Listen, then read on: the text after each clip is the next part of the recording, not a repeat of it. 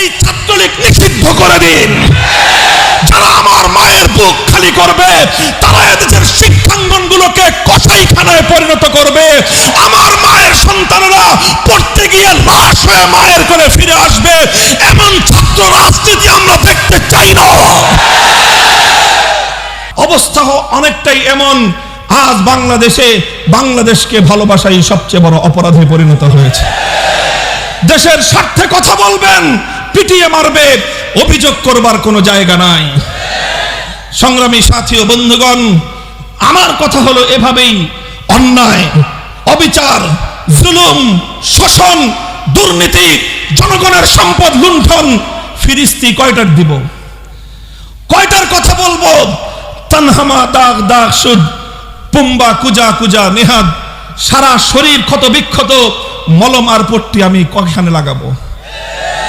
এভাবেই চলবে। মুসলমানদের জনপদ, মুসলমানদের দেশ যতদিন পর্যন্ত কোরআন সুন্নাহ খেলাফতে রাশেদের শাসনের দিকে ফিরে না যাবে, গণতন্ত্র দিয়ে মুক্তি আসবে না, সমাজতন্ত্র দিয়ে জনগণের অধিকার প্রতিষ্ঠা হবে না, কোন তন্ত্রমন্ত্র জাতির মুক্তি আনতে পারবে না। সঙ্গে কূটনৈতিক সম্পর্ক ছিন্ন